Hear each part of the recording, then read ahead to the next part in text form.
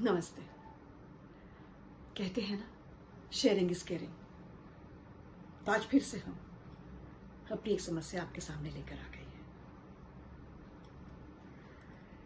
हमें लगता है कि हमारी जिंदगी सीखते हुए बीत रही है। बचपन में पापा ने सिखाया कि निडर होके जियो, और शादी के बाद हमारे प्यारे पति सत्या जी ने सिखाया कि डर के जीना अच्छा होता है। लाइट ना चली जाए इस डर से टंकी में पानी पहले ही भर के रखो। तनख्वाह खत्म ना हो जाए इस डर से पैसे बचा के रखो। सर्दी जुकाम ना हो जाए इस डर से फ्रिज का पानी मत पियो।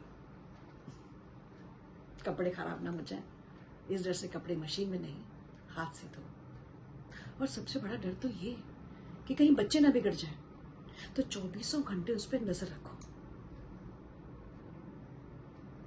लेकिन आजकल तो हमारे मन में एक अजीब सा डर समा रहा है। सत्या जी को खोने का डर। इसके बारे में सोचते ही हमारे रोंगटे खड़े होने लगते हैं, शरीर में सिहरन होने लगती है और कानों में सीटी सी बजने लगती है।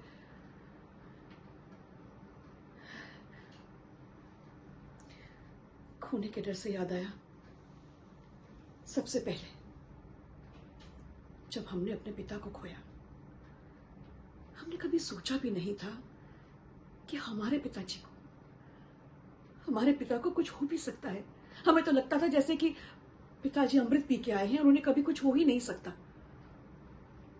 उनके जाने के बाद हमारी हालत तो बहुत खराब हो गई थी। लेकिन सत्या जी ने जब देखा हमें, तो हमारा हाथ थाम लिया और आंख में आंख डालकर ऐसे लिखा जैसे बोल रही हूं, आज से तुम्हारे पति के साथ साथ मैं तुम्हारा पिता भी हूं।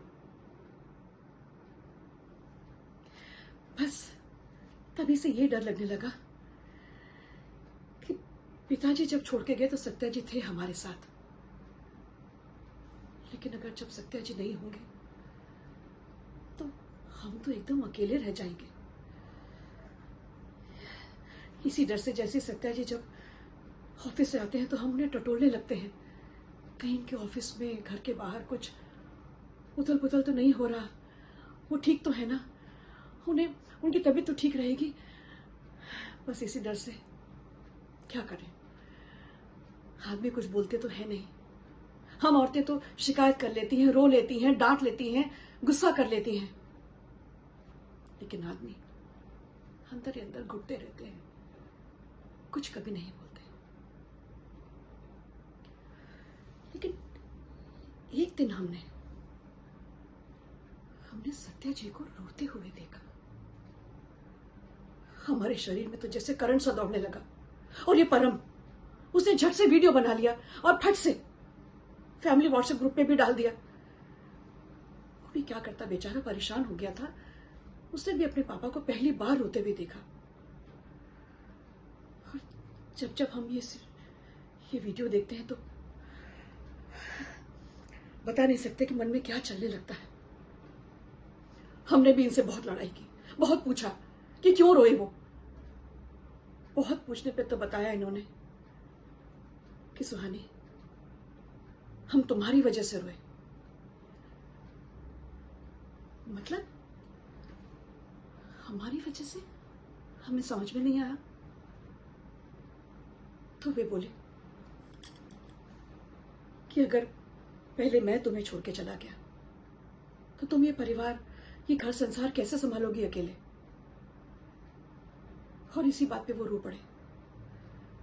वो बोले कि एक आदमी के लिए भी रोना जरूरी है, जिससे उसकी मेंटल हेल्थ ठीक रहे। क्योंकि आदमी को बचपन से यही सिखाया जाता है कि मर्द को दर्द नहीं होता, मर्द कभी नहीं रोता। लेकिन अपनी मेंटल हेल्थ ठीक रखने के लिए, अपने आप को ठीक रखने के लिए आदमी का रोना भी बहुत जरूरी है, जिससे उसके मन में जो भी है वो बाहर आ सके, मन में घुटता ना रहे। वो उनकी मेंटल हेल्थ ठीक रहेगी तो उनकी भी उम्र बढ़ेगी। उनकी उम्र बढ़े इसलिए वो रोए।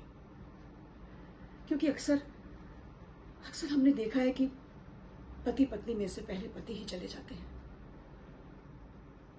और हमने भी जब गौर किया कि आस पड़ोस में, रिश्तेदारों में भी अक्सर पति ही पत्नी से पहले चले जाते हैं, तो हमें भी उनका रोना ठीक लगा। अब रोना ही तो है, इस पे कोई टैक्स थोड़ी लगता है। अब आप बताइए, क्या हमारे पति का रोना ठीक है? किसी भी मर्द का रोना ठीक है? आंसू बहाना अच्छा होता है? बस यही सवाल हमें परेशान कर रहा है। बता दीजिए।